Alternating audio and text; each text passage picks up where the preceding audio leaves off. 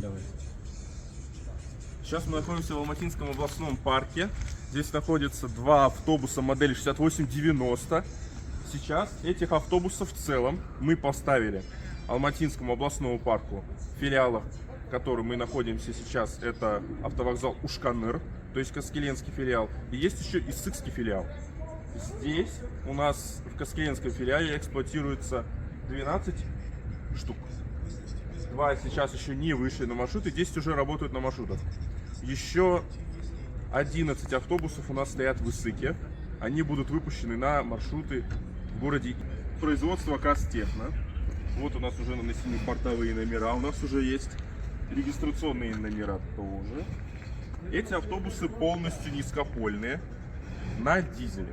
Однако вот такую же модель, абсолютно одинаковую, заказал еще Талды Курган в количестве 50 штук в белом цвете. Они уже будут на газу. Давайте мы посмотрим, что у нас внутри. Потому что в целом снаружи автобус мы уже посмотрели. Вот он у нас длины у нас почти 9 метров с двумя дверьми. Передняя дверь у нас одностворчатая. Средняя, получается, задняя дверь у нас двухстворчатая. Сюда может заехать коляска. Здесь у нас есть пандус и все удобства для пожилых людей. Вход у нас очень простой. То есть, если пожилой человек, например, хочет зайти в низкопольный автобус, это будет намного легче, чем зайти в автобус со ступеньками. В общем, здесь у нас написано Карасайский район, соответственно, в котором мы находимся. Герб. Отделка, то есть окраска у нас идет так же, как в Астане. Вот такие зеленые полосы у нас. И в Алмате у нас эксплуатируется тоже такая же раскраска. Однако там небольшое количество единиц этих автобусов. Они работают на маршруте 209, 210 и 211. Также на маршруте 107. Вот мы сюда заходим. Давайте, кабина у нас в принципе все по классике. Такая же, как практически в любом автобусе Ютонг. Очень комфортно. Напичкана всей нужной техникой. Ручной тормоз, экраны. Табло у нас здесь нету. Зато есть кондиционер. На самом деле раньше в этих районах, особенно в Каскелене, таких хороших автобусов не было. Автобусы, которые раньше здесь работали, это были маршрутки, Mercedes-Benz Sprinter, например, те же Газели, они работали в этом районе. Эти автобусы намного лучше того, что здесь раньше работало. Давайте посмотрим, что у нас здесь внутри. В целом ничем сильно не отличается. Пройдем в салон, посмотрим удобство пассажиров.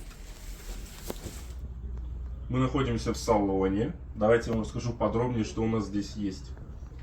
Сиденья расположены по бокам.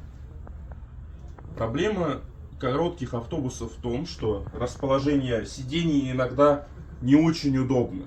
Проблема в том, что из-за короткой длины мы не можем расположить много сидений, как в больших длинных автобусах. Например, 12 или там 15 метров автобуса, даже 10 метров. Из-за того, что автобус короче по базе, у нас очень стесненные условия для расположения сидений. Поэтому в данном случае мы постарались сделать максимально удобно. То есть у нас здесь есть вот такое сиденье, например. Я думаю, здесь в основном будут сидеть пожилые. Вот здесь мы расположить сиденье не можем, потому что здесь у нас колесная арка. Также и с этой стороны у нас здесь есть сиденье, где мы можем тоже удобно сидеть себе вполне преспокойно. А вот здесь мы уже не можем расположить сиденье, потому что здесь точно так же у нас колесная арка. Поэтому здесь у нас стоит аптечка, огнетушитель, и пассажиры, например, стоя, которые могут здесь ехать, они могут стоять вот так. Они могут стоять вот так, ставить сюда сумки, какие-нибудь большие баулы, которые обычно возят по этим маршрутам, потому что они подъезжают к рынку. Поэтому здесь мы сделали абсолютно компромиссный вариант для всех, чтобы всем было удобно. Пройдем дальше. Здесь у нас располагается бак, поэтому здесь у нас есть два сиденья. Здесь у нас тоже небольшой промежуток есть. Вот здесь у нас располагается одно сиденье. Сзади у нас находится огнетушитель. В целом салон у нас достаточно просторный. Мест для того, чтобы стоять, здесь хватает. Мы еще посмотрим в кабине вместимость точную. Но в целом здесь примерно 20 сидений. То есть здесь в любой части салона можно удобно стоять. Вот здесь есть накопительная площадка, достаточно широкая. Если здесь нет коляски или инвалида, здесь помещается достаточно много людей.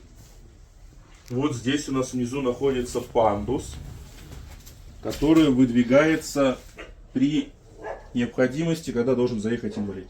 Если в Алмате у нас стоят терминалы системы Онай, то здесь у нас стоит Алимпэй, так же как и в городе Иссык. Мы пройдем назад. Вот здесь у нас есть посередине поручень, чтобы люди здесь не садились, потому что здесь сидения нету. Здесь есть только 4. Если посередине поставить 5-е сиденье, очень неудобно будет выходить тем, кто сидит вот здесь и кто сидит здесь. Поэтому от сидения здесь мы посередине отказались. Вот у нас кондиционер вот здесь. Колонки для вывода информации. Накопительная площадка с ремнями безопасности для колясок, для инвалидов. Вот так вот у нас здесь выглядит запасной люк. Также у нас здесь установлена система кондиционирования. Слева у нас находится информационный лист на стекле за водителем. Здесь у нас расписана вся нужная информация для пассажиров, правила перевозок, а также схема маршрута, на которые эти 2 автобуса выйдут. Это 3-й маршрут уже в Карасайском районе. У нас на 2 маршрутах эксплуатируются автобусы модели Ютонг 6890. Это 6-й маршрут и 7-й маршрут. И давайте я чуть-чуть еще покажу вам кабину. Здесь у нас находится стекло. То есть на водителя никто во время движения упасть или тронуть его не сможет. С этой стороны точно. Здесь у нас также стоит стекло. Здесь у нас поручень. Дверь у нас спереди, с правой стороны. Вместимость автобуса у нас 21 сидячее место. 42 у нас человек может стоять в салоне. А также при наличии одного инвалида у нас будет вместимость стоящих пассажиров 34. Еще немного покажу вам экстерьер. Вот у нас дублер госномера 6890 ХГК. У нас профинансирована покупка Фондом развития промышленности в сотрудничестве с Казтехно. Здесь кнопки для вызова водителя. Если инвалид подъезжает, он нажимает кнопку, и водитель выходит и открывает ему пандус. Такие вот красавцы у нас автобусы Ютонг.